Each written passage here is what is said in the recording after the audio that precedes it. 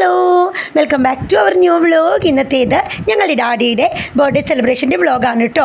ചിങ്ങം 1-ാം തീയതി ആയിരുന്നു ഡാഡിയുടെ ബർത്ത്ഡേ. അതിൻ്റെ വ്ലോഗ് ഇപ്പോഴാണ് എഡിറ്റ് ചെയ്യാൻ പറ്റിയത്. ഇത് ഡാഡിക്ക് രാത്രി 12 മണിക്ക് മിഡ് നൈറ്റ് സർപ്രൈസ് കൊടുക്കുകയാണ്. ഡാഡിയുടെ ബർത്ത്ഡേ എത്രയാണോ അത്രയും ഉമ്മകൾ കൊടുത്ത് ഡാഡിയെ ഞെട്ടിച്ച് കളഞ്ഞൊരു ബർത്ത്ഡേ ആയിരുന്നു കേട്ടോ. അതെൻ്റെ ഒരു ആഗ്രഹമായിരുന്നു. കാരണം നമ്മൾ ബർത്ത്ഡേക്ക് എപ്പോഴും ഈവനിങ് അല്ലെങ്കിൽ ബർത്ത്ഡേയുടെ അന്ന് നൈറ്റാണ് നമ്മൾ വരാറുള്ളത്, ഏട്ടനും മക്കളും കൂടിയിട്ട്. എല്ലാ വർഷവും എൻ്റെ ഹസ്ബൻഡ് എല്ലാ വർഷവും എൻ്റെ ഡാഡിയുടെയും മമ്മിയുടെയും ബർത്ത്ഡേയും അവർ വെഡിങ് ആനിവേഴ്സറി എന്നെ കൊണ്ടുവന്നിട്ടുണ്ട്. എത്ര തിരക്കുണ്ടെങ്കിലും ഞങ്ങൾ നൈറ്റ് വന്ന് കേക്ക് കട്ട് ചെയ്തിട്ടുണ്ട്. അവരുടെ വിശേഷ ദിവസങ്ങൾ നമ്മളല്ലേ ആഘോഷമാക്കേണ്ടത്. അതുകൊണ്ട് തന്നെ എനിക്ക് ആഫ്റ്റർ മാരേജ് 15 ഇയേഴ്സും എനിക്ക് വരാൻ പറ്റിയിട്ടുണ്ട് കേട്ടോ. പക്ഷേ ഇതുപോലെ എനിക്ക് മിഡ് നൈറ്റ് സർപ്രൈസ് കൊടുക്കാൻ പറ്റിയിട്ടില്ല. അപ്പോൾ ഈ വർഷം അങ്ങനെ ഒരു ആഗ്രഹം തോന്നി. അപ്പോൾ സൺഡേ ആയിരുന്നു ഡാഡിയുടെ ബർത്ത്ഡേ. ചിങ്ങം 1-ാം തീയതിയാണ്. ഒരിക്കലും നമുക്ക് ആർക്കും മറക്കാൻ പറ്റാത്തൊരു ദിവസമാണല്ലോ ചിങ്ങം 1-ാം തീയതി. അപ്പോൾ അതുകൊണ്ട് തന്നെ ഓണക്കാലത്തിൻ്റെ തുടക്കം തന്നെ ഡാഡിയുടെ ബർത്ത്ഡേ ആണ്.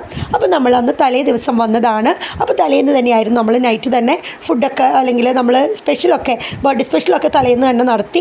അതിന് ശേഷം രാവിലെ പള്ളിയിൽ പോകുന്നതിന് മുന്നേ തന്നെ കേക്ക് കട്ടിയാണ്. കാരണം കാറ്റഗിസം ക്ലാസ് മുടക്കാറില്ല. അപ്പോൾ അതിന് എനിക്ക് പോകണം. അതുകൊണ്ട് തന്നെ നമ്മളൊരു കേക്കൊക്കെ വെച്ചായിരുന്നു. അപ്പോൾ ഒരു ക്യാരറ്റ് ഡേറ്റ്സ് കേക്കായിരുന്നു. അപ്പോൾ എല്ലാ വർഷവും നമ്മൾ എന്തെങ്കിലും ഒരു കേക്ക് ഉണ്ടാക്കും, അല്ലെങ്കിൽ ചേച്ചിയായിരിക്കും ഉണ്ടാക്കാറ്. അപ്പോൾ നമ്മുടെ ആ ഒരു മാതാപിതാക്കളുടെ വിശേഷ ദിവസങ്ങൾ നമ്മളാണല്ലോ ആഘോഷിക്കേണ്ടത്. അപ്പോൾ എൻ്റെ എല്ലാ ബർത്ത്ഡേയ്സും കല്യാണത്തിന് മുമ്പുള്ളത് വരെയും എൻ്റെ ഡാഡിയും മമ്മിയും അവരെ കൊണ്ട് പറ്റുന്ന പോലെ അവർ സെലിബ്രേറ്റ് ചെയ്തിട്ടുണ്ട്. ആ ഒരു ഉള്ളിലിട്ട ആ ഒരു മെമ്മറീസ് തന്നെയാണ് ഇന്ന് എനിക്ക് അവരുടെ ബർത്ത്ഡേ ആണെങ്കിലും എൻ്റെ ഹസ്ബൻഡിൻ്റെ ആണെങ്കിലും മക്കളുടെ ആണെങ്കിലും ചെയ്യണമെന്ന് തോന്നാറും അവരുടെ വിശേഷ ദിവസങ്ങൾ നമ്മളെ കൊണ്ട് പറ്റുന്ന പോലെ സ്പെഷ്യൽ ആക്കണമെന്ന് തോന്നാറും.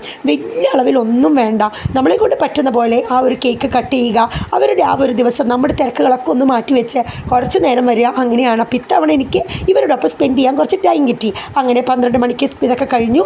രാവിലെ തന്നെ കേക്കൊക്കെ വെച്ചു. അപ്പോൾ അവർ കുടുംബ ലിറ്റർജിയിലെ പ്രെയർ ചെല്ലാണ്. അതിന് ശേഷം നമ്മൾ കുറച്ച് ഫോട്ടോഷൂട്ടൊക്കെ എടുത്തു കേക്ക് കട്ട് ചെയ്യുന്നതിന് മുമ്പ്. അപ്പോൾ പെട്ടെന്ന് പള്ളിയിൽ പോകേണ്ടതുകൊണ്ട് നല്ല ധൃതി പിടിച്ചുള്ള ഇത് തന്നെയായിരുന്നു കേട്ടോ. എന്നാലും നമുക്ക് ടൈം കിട്ടി. വെളുപ്പിന് ഒരു 6:30 മണിയാണ്. 7 മണിയുടെ ഹോളിമാസിന് പോകാനും മുമ്പാണ് കേക്കൊക്കെ കട്ട് ചെയ്തത്. കാരണം അല്ലെങ്കിൽ പിന്നെ അന്നത്തെ ദിവസം എനിക്ക് പോകണമല്ലോ. അപ്പോൾ ചേച്ചിയൊക്കെ ഉച്ച കഴിഞ്ഞിട്ടാണ് വന്നത്. അവരും ഒരു കേക്ക് കട്ട് ചെയ്തിരുന്നു. അപ്പോൾ അതിൻ്റെയൊക്കെ ഫോട്ടോസൊക്കെ ഇതിൻ്റെ ബാക്കിൽ ഏറ്റവും അവസാനം ഞാൻ കൊടുക്കാം കേട്ടോ. അങ്ങനെ സെൽഫ് മോഡൽ വെച്ചിട്ട് നമ്മളിതാ കേക്ക് കട്ടിങ് നടത്തുകയാണ്. അപ്പോൾ ഡാഡി മമ്മി ഞങ്ങൾ മാത്രമേ ഉള്ളൂ. അപ്പോൾ ഏട്ടന് ഇത്തവണ കുറച്ച് തിരക്കായിരുന്നുകൊണ്ടാണ്. പിന്നെ സാറ്റർഡേ സൺഡേ ആയതുകൊണ്ട് എനിക്കിങ്ങനെ ബർത്ത്ഡേ മിഡ് നൈറ്റിൽ സർപ്രൈസ് കൊടുക്കണം എന്നൊരു വലിയ ആഗ്രഹമായിരുന്നു. അതുകൊണ്ട് തന്നെയാണ് നമ്മൾ തലേന്ന് വന്നത്. അപ്പോൾ നമ്മൾ മാത്രമേ ഉള്ളൂ. നമ്മുടെ മക്കൾ ഇതൊക്കെയാണല്ലോ കാണേണ്ടത്. ഗ്രാൻഡ് പാരൻസിന് നമ്മൾ കൊടുക്കുന്ന ആ ഒരു സ്നേഹം അവർ കണ്ടു പഠിക്കണമല്ലോ. ഗ്രാൻഡ് പാരൻസ് ഡേ അല്ലെങ്കിൽ അതൊക്കെ എന്നെക്കൊണ്ട് പറ്റുന്ന പോലെ ഞാൻ സെലിബ്രേറ്റ് ചെയ്യാറുണ്ട് കേട്ടോ. ഈ ഒരു നമ്മുടെ ചാനൽ തുടങ്ങിയ പിന്നെയുള്ള ഡാഡിയുടെ ബർത്ത്ഡേ വ്ളോഗുകളൊക്കെ ഞാൻ വ്ളോഗാക്കി തന്നെ കൊടുത്തിട്ടുണ്ട്. അതുപോലെ തന്നെ 2016 തുടങ്ങി എൻ്റെ കയ്യിലുള്ള ഫോട്ടോസ് എല്ലാം വെച്ചിട്ട് ഞാൻ ഷോർട്സ് ആക്കിയൊക്കെ ഞാൻ ഇതിൽ കൊടുത്തിട്ടുണ്ട് കേട്ടോ. അതിനുശേഷം ആ കേക്ക് എല്ലാവർക്കുമായിട്ട് പങ്കിടാണ്. നമ്മൾ കുറച്ച് പേര് ഇന്നുള്ളൂ. ഈ വർഷത്തെ മമ്മിയുടെ ബർത്ത്ഡേക്ക് നമ്മൾ അത്യാവശ്യം എല്ലാവരും ഉണ്ടായിരുന്നു. അതിൻ്റെ വ്ളോഗ് ഞാൻ ഓൾറെഡി അപ്ലോഡ് ചെയ്തിട്ടുണ്ട്.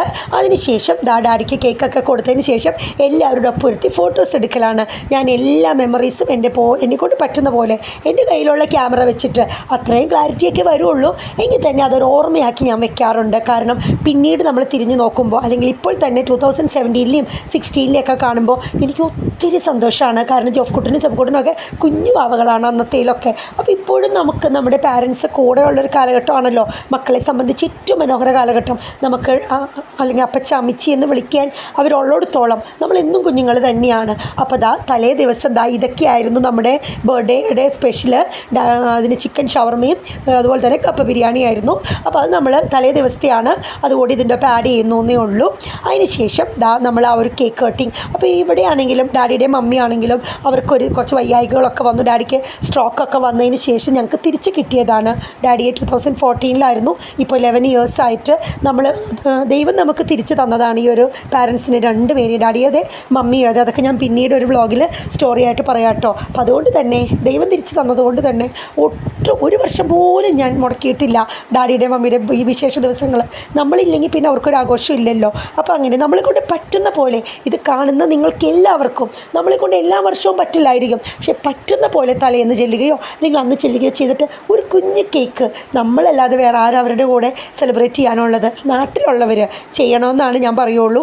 ഉച്ചയ്ക്ക് ശേഷമാണ് ചേച്ചിയൊക്കെ വന്നത്. ചേച്ചിയും മോനും വന്നിട്ട് അവരും ഒരു കേക്ക് കട്ട് ചെയ്തു. അപ്പോൾ ഡാഡിക്കും മമ്മിക്കും നമ്മുടെ മാതാപിതാക്കൾക്ക് ഇതൊക്കെ കാണുമ്പോൾ ഒത്തിരി സന്തോഷമായിരിക്കും. അപ്പോൾ ഞാൻ ഇന്നത്തെ വ്ളോഗ് ഇവിടെ കൊണ്ട് പൂർത്തിയാക്കുകയാണ്.